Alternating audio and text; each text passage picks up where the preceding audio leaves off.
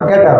അതുപോലെ ഇപ്പം പ്രേംജി ഒരുപക്ഷെ നല്ല രീതിയിൽ കാര്യങ്ങൾ പറഞ്ഞാൽ രജിതയ്ക്ക് അവസരം കിട്ടില്ല എന്ന് വിചാരിക്കേണ്ട. രജിതയ്ക്ക് സമയം വരും അങ്ങോട്ട് തിരിച്ചു പറയാനും കേട്ടോ.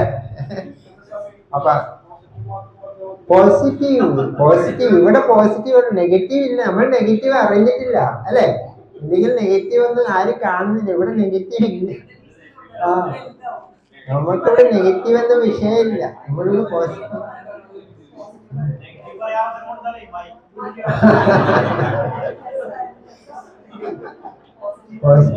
അപ്പൊ പ്രിയ, ഓക്കെ സ്റ്റാർട്ട്. മുമ്പ് പലപ്പോഴും പറയേണ്ട കാര്യങ്ങളാണ്, അതൊന്നും ഞാൻ സമയത്തിൽ പറഞ്ഞിട്ടില്ല. അപ്പൊ എനിക്ക് ഒരവസരം നന്ദി പറയാം. അതൊരു പറയേണ്ട സംഭവമാണ്, നിങ്ങൾ അറിഞ്ഞിട്ട്. അത് ഞാൻ ഇവിടേക്ക് കല്യാണം കഴിഞ്ഞ് വരുന്നത് കറക്റ്റ് 20 വയസ്സിലാണ്. അപ്പൊ എന്റെ പരീക്ഷ ഫുള്ളായിട്ട് കഴിഞ്ഞിട്ടില്ല ആ സമയത്താണ്. അങ്ങനെ ഒരു പൊട്ടിപ്പെണ്ണ്, ഒന്നും അറിയാത്ത ഒരു പൊട്ടി. ആ പൊട്ടിപ്പെണ്ണ് ഇപ്പൊ ഇങ്ങനെ ആയി. അതിന്റെ പിന്നില് എന്റെ ഭർത്താവ്. എന്നെ വേണ്ട സമയങ്ങളിൽ, അതാത് സമയങ്ങളില് എല്ലാ സപ്പോർട്ടും. ഞാനും പറഞ്ഞിട്ടല്ല എനിക്ക് 2 വീലർ ഇത് പഠിച്ചപ്പോ 2 വീലർ പഠിച്ചോ, ഇപ്പൊ കാർ പഠിച്ചോ. അതാത് സമയത്ത് എന്നെ വളർത്താൻ എന്തൊക്കെയാ വേണ്ടത് അതൊക്കെ സമയങ്ങളിൽ പറഞ്ഞു. എന്നെ ഒരു ചെറിയ കുട്ടിയായിട്ട് കണ്ട് എന്റെ കാര്യങ്ങൾ എന്റെ ഇഷ്ടത്തിന് എന്നെ വിട്ടു.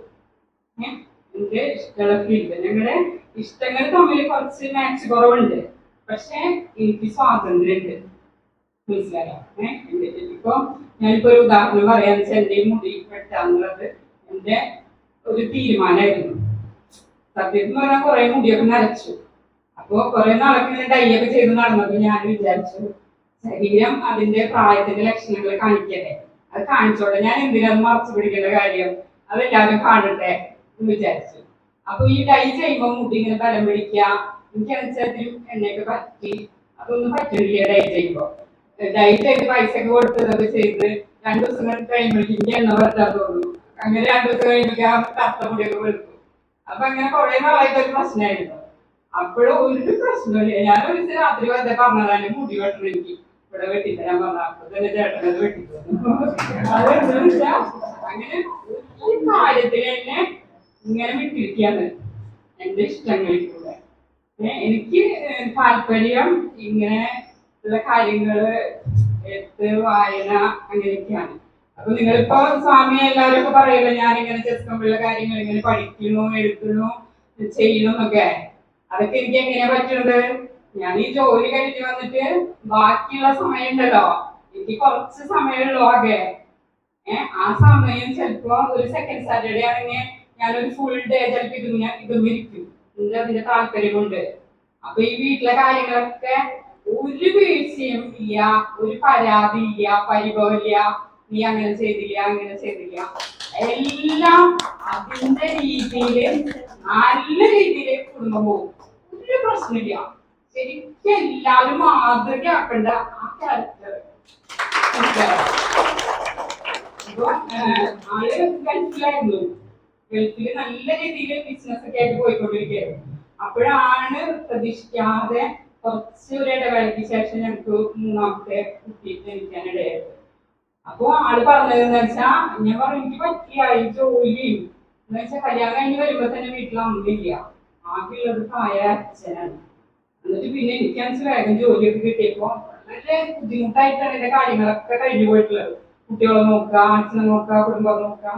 എപ്പോഴും എനിക്കൊരു ഫ്രീ കിട്ടിയിട്ടില്ല.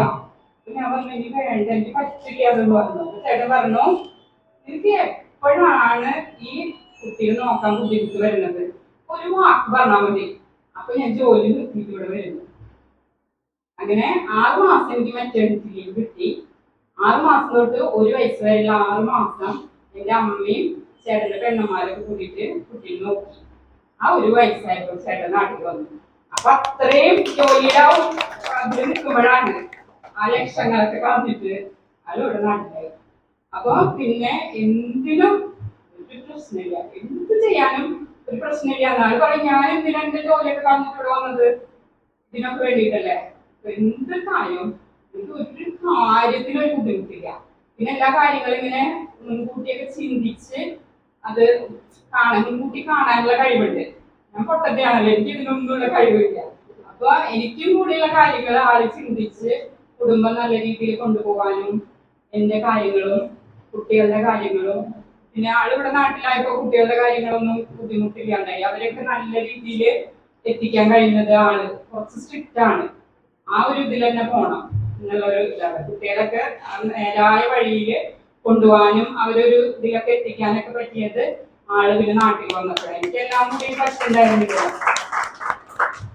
പിന്നെന്ന് വെച്ചാല് ക്ഷമയുടെ പരിഹാരം തന്നെ പറയാം. ഞാൻ അനുസരിച്ച് ദേഷ്യപ്പെട്ടു. എനിക്ക് എന്താന്ന് വെച്ചാൽ ഞാൻ വിചാരിച്ച പോലെ പോണ കാര്യങ്ങൾ അതന്നെ അതിനൊരു തെറ്റി കഴിഞ്ഞ പ്രശ്നമായി. ഇപ്പൊ ഇവിടെ ചെസ്കമ്പൽ വന്നിട്ടാണ് ഞാൻ മനഃപൂർവ്വം എന്റെ ആ ദേഷ്യം വരലൊക്കെ കുറയ്ക്കുന്നത്. ഇതെന്ന് വെച്ചാല് എന്ത് ഞാനും പ്രശ്നം ഉണ്ടാക്കിയാലും കുഴപ്പമില്ലാന്ന് അവിടെ നിങ്ങളുടെ ഒരു പ്രതികരണം ഉണ്ടെങ്കിലല്ലേ പ്രശ്നമുള്ളോ. അപ്പൊ ഞങ്ങളുടെ ബന്ധം ഇങ്ങനെ മുന്നോട്ട് പോണത് ഇങ്ങനെ ആയതുകൊണ്ടാണ് ആളുടെ ഒരു വിളിക്കൊണ്ടാന്ന് പറയാ. അഞ്ചെന്നൊക്കെ പറഞ്ഞിട്ട് 5 കഴിഞ്ഞ് 6, 7, 8, 10 ആയി. അപ്പൊ അത്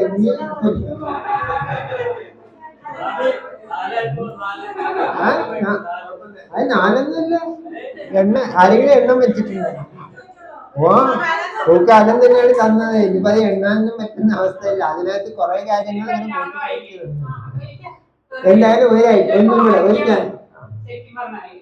ഞങ്ങള് 19 വയസ്സ്, ഞാൻ മൂത്തമ്മടാ. എനിക്ക് 19 വയസ്സായപ്പോ തന്നെ എന്റെ അച്ഛൻ മരിച്ചു.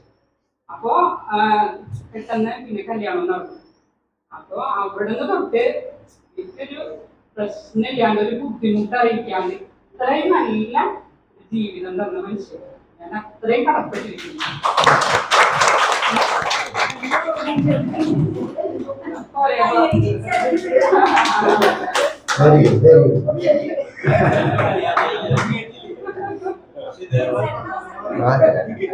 ഒരു